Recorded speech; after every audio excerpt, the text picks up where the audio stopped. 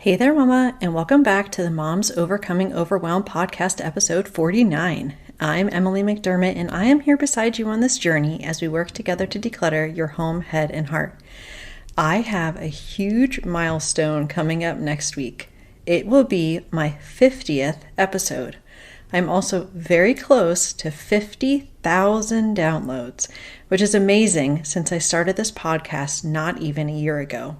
I am so grateful for each person who listens, and I hope that you've been blessed by the podcast as well. To celebrate, I have a giveaway, and I would love you to participate. For each Apple Podcast review that comes in between now and when my 50th episode airs next Thursday, August 17th, I will add $1 to the pot for an Amazon gift card, up to the amount of $50. If you've already left a review on Apple Podcasts, thank you so much. And if you could instead share the show on your social media and tag me at Simple by Emmy, it will count toward an entry as well and another dollar in the pot. But here's the thing, only the people who screenshot their review or tag me in their social sharing can be entered into the drawing taking place on August 17th. So make sure you don't miss out. You can find out more in today's show notes. My guest today is my friend Erika Diaz-Castro. She describes herself as your Jesus-loving Puerto Rican life coach. I love that. She hosts Her Renewed Strength, the podcast, where she helps anxious, overwhelmed Christian women with time management and developing a biblical mindset.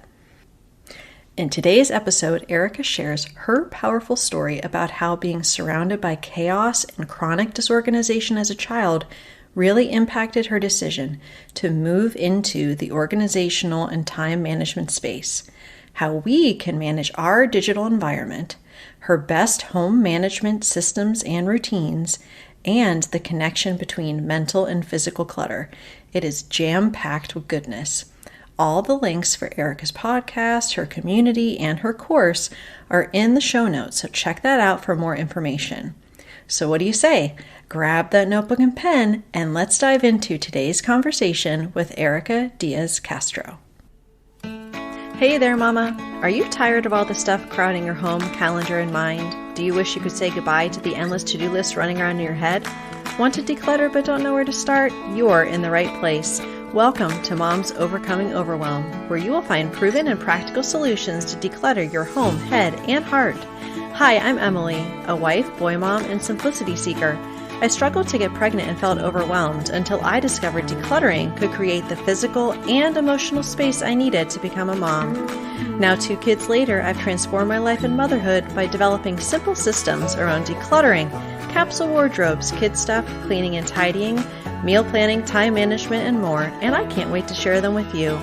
If you're ready to reclaim the time and energy you crave, be present with your kids, and finally enjoy the life and motherhood you so deserve, let's kick overwhelm to the curb, shall we? Grab your lukewarm coffee, your notebook and pen, and clear up some counter space. Let's do this. Hey, Erika. Hey, girl. Hey, I should say. Hey girl, hey.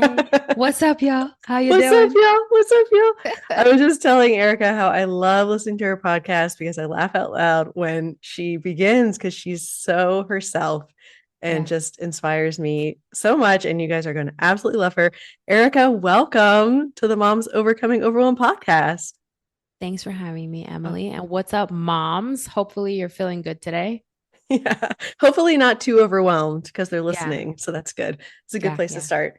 And Absolutely. you and I connected in the wonderful world of podcasting, Mhm. and I've just been so blessed by you. Erika is the real deal, you guys. And I always say for the guests of mine that I'm like super fangirling over. If you want to just stop the podcast, go listen, binge all her episodes and come back, it's fine. I won't take offense. But Erika is just, a real blessing. I'll put it that way. So now that I'm hyping you up, girl, Yeah, seriously.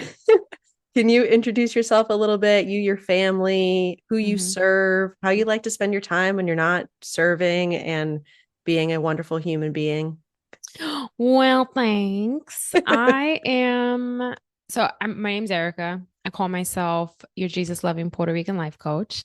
And I help anxious, overwhelmed Christian women with time management and really cultivate a biblical mindset. And someone actually recently in a group I was in asked, "What's a Christian life coach?"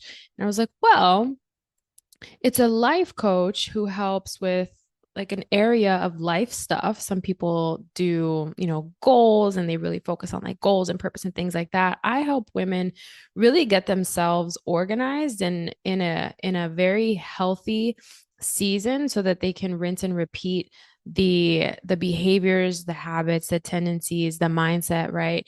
That will help them to honor the Lord in the season that they're in and really be just a better steward of time and not be in that constant state of angst and overwhelm that we tend to get into when we're doing too many things."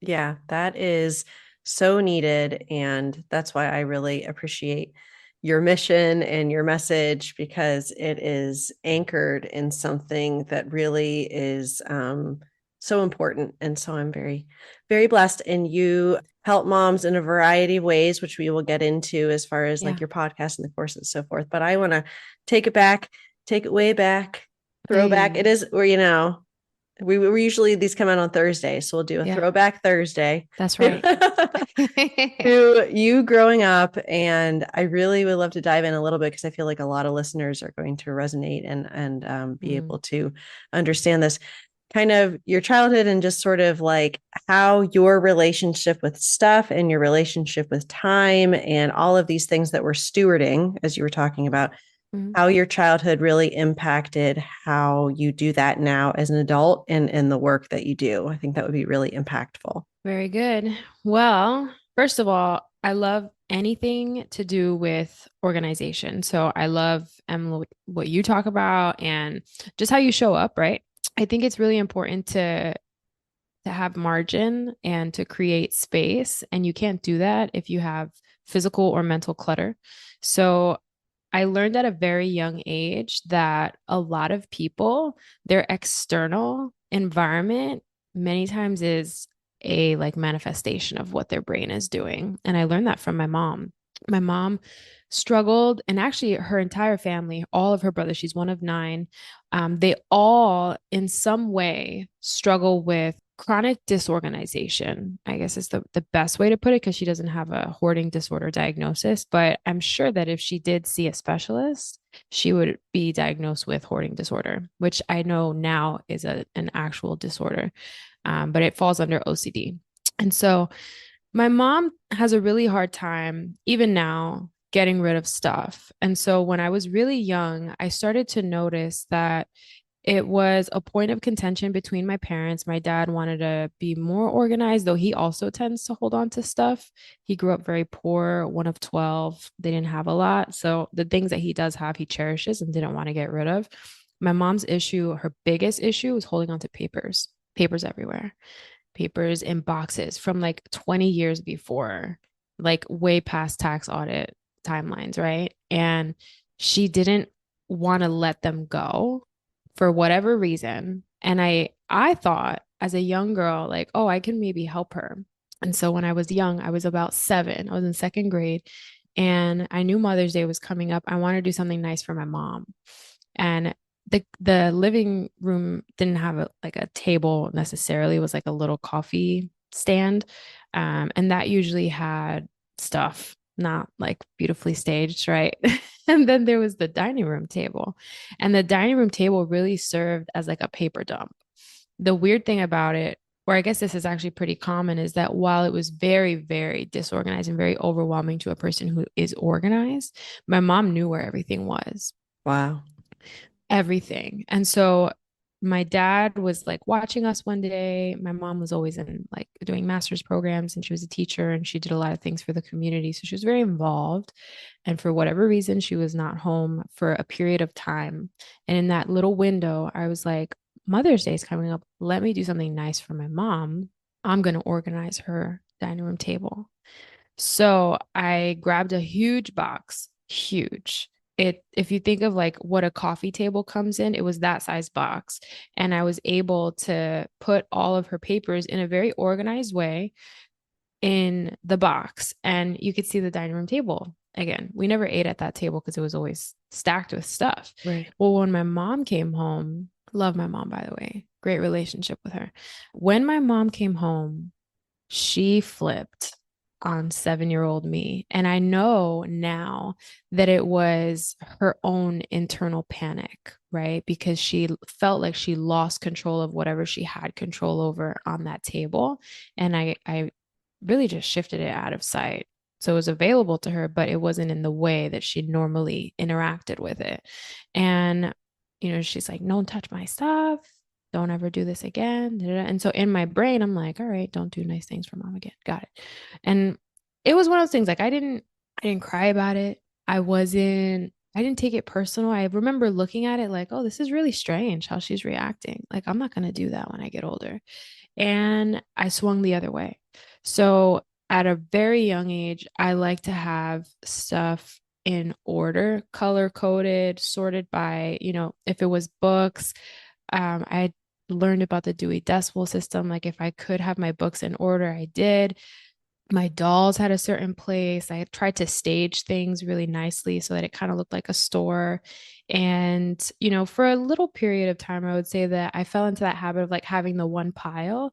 But even that just, it dissipated. I found a place for things. And I really craved order in a lot of ways, especially as I started to get older and we grew up in this, digital era where AOL started and I was in middle school when dial up came out.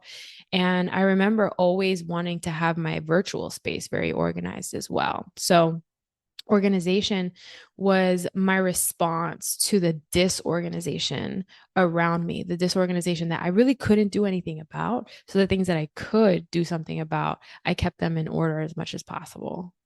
Yeah, wow, that's really powerful. Thank you for sharing that. And I think Yeah. that a lot of my listeners and moms that I've spoken to personally, they're really struggling with their parents holding on to so much. And now, I'm in my 40s. And so Yeah. when our parents are getting up in age, we're recognizing that we may have a role to play in kind of their stuff eventually, which is like a whole other thing. Yep. But yeah, I used to when I was little, in elementary school, an indoor recess, I would clean out people's desks for like a quarter or Yeah, something. you would. So you and I are pretty similar in that way. That's But great. yeah, I do want to kind of talk about, and I know you're talking about the connection between your physical space and your mental space, Hmm. but because you, I think, have a several skill sets that I am not as strong in. One of them, you're talking about your virtual space and having Mm. that organized. Yeah. I recently spoke to a mom's group and she was asking about, all the photos and all of the files and all the things that we're trying to kind of keep track of. Yeah. So maybe we could, if that's okay with you, kind of dive into how did you start organizing that virtual space now as a mom and a business Mhm. owner and all the hats that you wear? How are you able to keep that organized, and how does that impact that in your physical space impact like your mental space and anxiety and your Mhm. productivity and all of that? I would love any tips around that because that's kind of where I struggle is the virtual Mhm. space, because it's like as long as I don't open my computer, no one knows except for Right. me. Yeah. Yeah. So yeah, that And would be really helpful. I think a lot of people actually experience that even in the physical. No one ever visited my parents' house. So no one ever actually knew how bad it was. And even now, like it's even worse now because they've lived in the same house for 20 plus years. And my one uncle went for whatever reason. My dad's pretty sick. So he went to like help. And he was like, I had no idea what was going on in there until I walked in. Like, no one actually knows because my mom tends to seem like she has it together. She's very supportive and present for other people. In a way, it's her way of avoiding it, right? Yeah. And I think so much of what we are not good at is not because we're not able to grow in that area, but because either it doesn't feel natural or it is an emotional heaviness that we have to work through at the same time. So we just kind of put our focus somewhere else. So I had to deal with that. And that's, I think, why I feel so much more confident about handling this type of stuff, like digital organization, keeping a virtual space as, as neat as I want my physical space.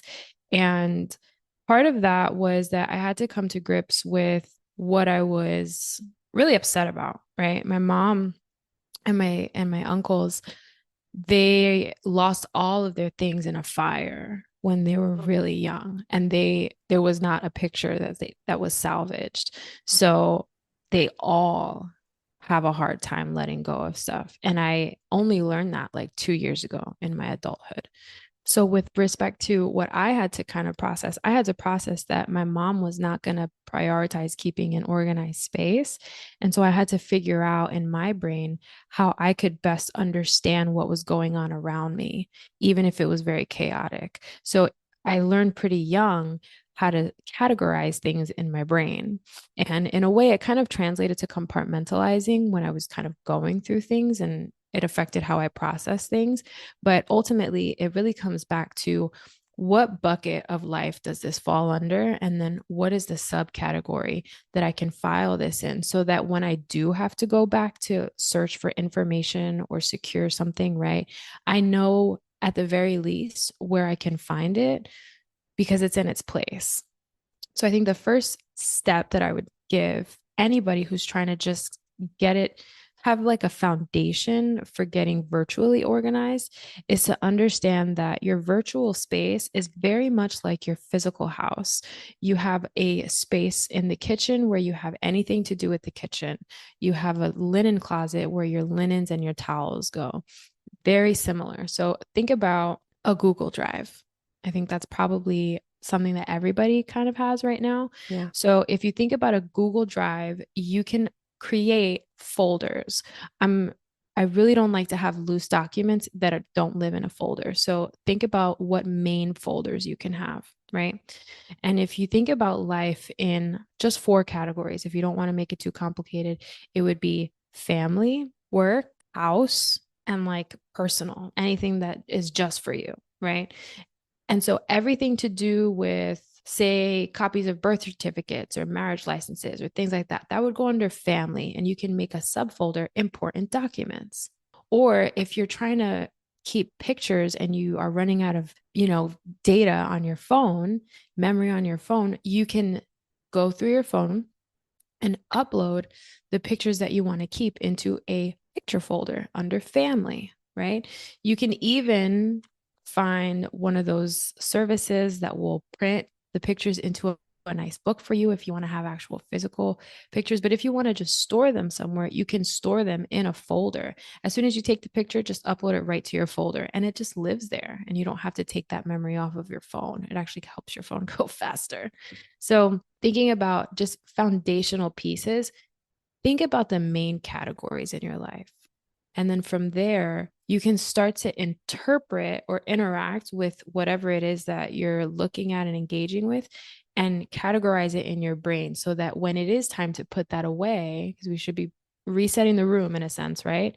Then you can put that where it goes. Yeah, I think that that's really helpful. Although, yes, if my desktop looked like my countertop, I would be in good shape because my Yeah, countertop is completely clear. that's right. Desktop right now, not so much. But Yeah, yeah, I think that's a really helpful way to think about it. And I guess one of your more recent episodes, or ones I listened to, about to-do lists, about how it's just a list of things, but it's not the actual system or process by which you are doing the things.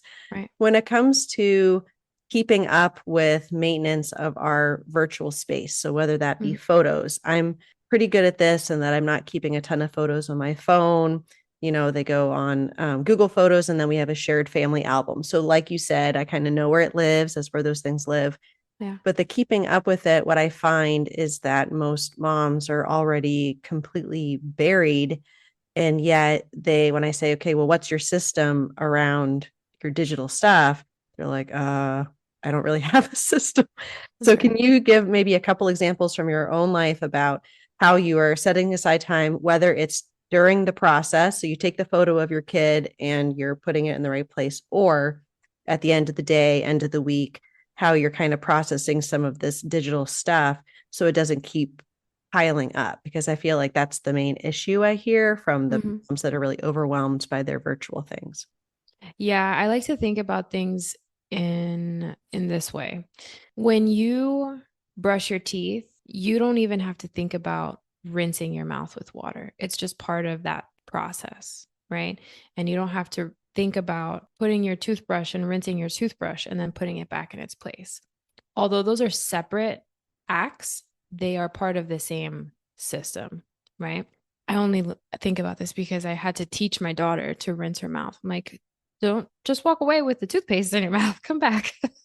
And so we have the ability to create that sort of process with our virtual spaces, right? So as soon as you take the picture, you hit that little box with the arrow and send it to the place it's supposed to live immediately, right? But I think if you're not even aware that you can do that, then naturally it's not going to be something that you do automatically or start to develop that. So I think first identifying that that would be something that you benefit from is going to be really important, and then creating the space to send the thing and kind of walking yourself through the process of sending a photo to its permanent home would be beneficial as well, so that the next time you have a little photo shoot, you can send your favorite photos to that folder, to its permanent home. Now, for the women who are listening and they're like, yeah, but I get distracted or I'm doing other things, it's not a priority. It would be helpful, I think, to have that be maybe part of your nighttime routine, kind of like coming down from the day. It helps you process the day, remember and reflect, right?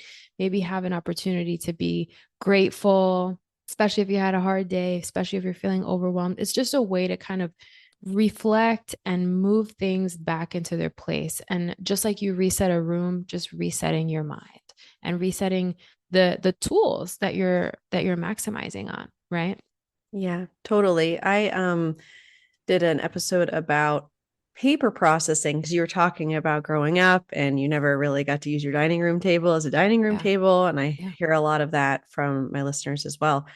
But just that when you have the stuff coming into your space, whether that be your physical space or your virtual space with emails and whatever the case may be, Mhm. if you're unable to do something in the moment, like when the kids get home and they put their backpacks down, instead Mhm. of just saying, okay, well, the backpack's just going to live there and the paper is just going to be on the counter.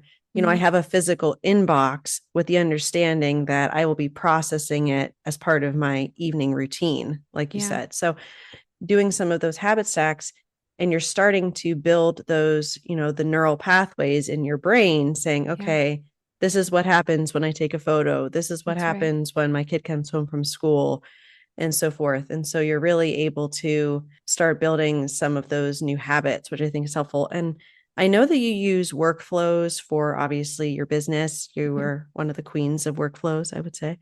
Um, but when it comes to just sort of like our personal life or, home management or some of the chores and that kind of thing, are you using more like routines and kind of habit stacks for that? Or how do you sort of make sure that you're able to organize your time when it comes to some of the other ways that we are managing our life, I guess, outside of the virtual stuff and then also our businesses?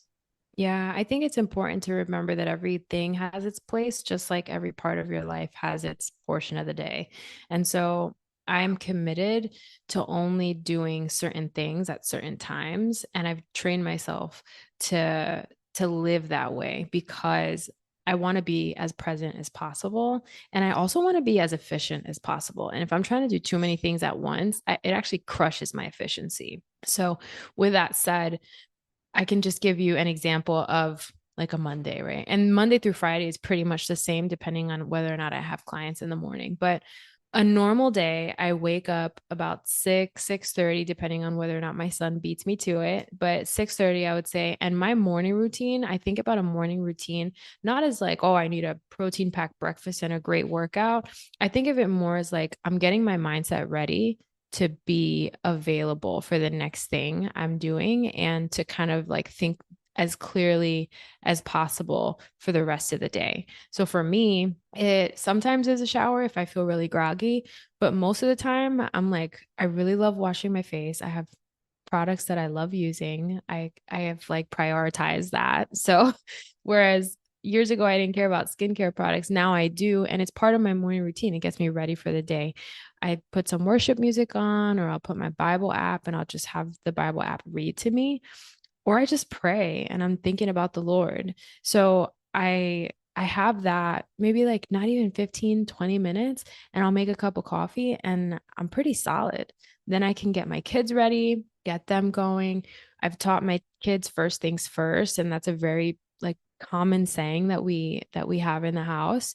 So first things is brushing our teeth, brushing our hair, putting on our clothes, and tidying up our little area before we sit for breakfast. And while the kids sit for breakfast, I get them taken care of as far as like their bags for school, getting the car ready. And then within an hour, we usually leave for school. The kids are in preschool. Once I drop them off, I go straight to the gym. I get a workout. I do errands in the morning, and I take care of home stuff during the morning. And then I typically sit for work about 12 to 1. If I don't have like if I don't feel like being a chef for lunch. And then I work for a few hours in the afternoon. When I'm working, I pretty much grew up in corporate. My first job was a corporate job, and all the way till I was like 33, 34. And so, which was only a year ago. I have learned to really treat my workspace with a great amount of respect, and just do work in my workspace. So when I'm going to do work, I make sure it's only in this little area. Unless I'm hanging out with my husband, we have something called table time, which is when we hang out during the day and still do work together. But after work, I turn off my computer like 4:30. I make dinner before I pick up my kids, and then I pick up my kids and I'm with them until it's bedtime. I don't do work when I'm with them. I'm not, here and there I'll like box or someone, right? But it's not anything that actually requires me to be on my computer. So I do what I need to do. And when I'm with my kids, I try to really be as light as possible and not thinking about all the other things that I have going on, because I've already had the time to think about those things. And I try not to clutter my mind with like what my to-do list has.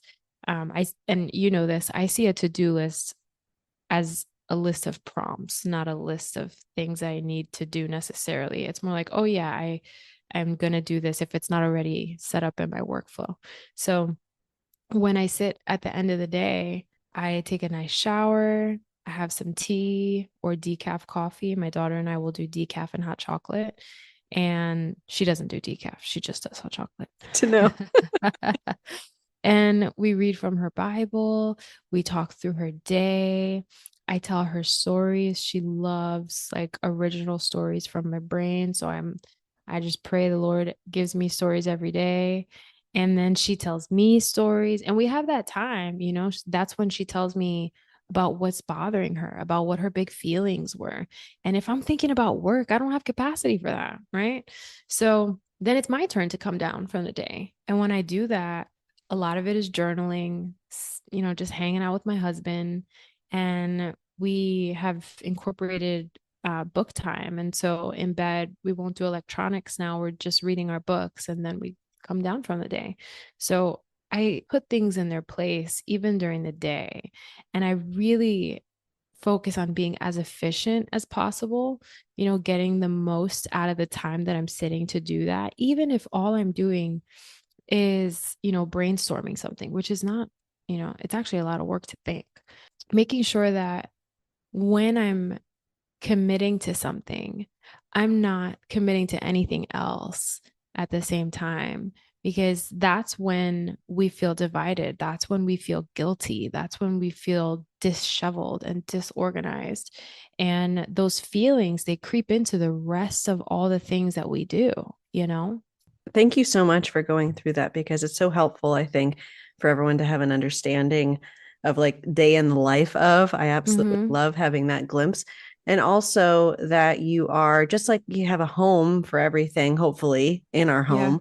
We have a home for when we're doing certain tasks. So then you can be as present as possible in Yeah. those moments, because that is what our kids are remembering. That is what Yes. our spouses are remembering, you know? Yeah. And I think about that a lot. Like, what are my kids going to remember about their childhood? Are they going to remember me scrolling on a phone saying just a minute? Or are they going to Yeah. remember me actually like looking at them, making up the stories, being present, that kind of thing? And so Yeah. thank you so much for sharing that. I Yeah. would love it if you could tell us about your podcast, about the course, just like everyone I ever talked to. I've never spoken to anyone in my life that's like, yeah, I got time management under control. I'm good. Like never, ever, ever, ever. Maybe you. I don't know. But my mamas need your help. So can you tell them a little bit Yeah. about where you're at and your course and all the things?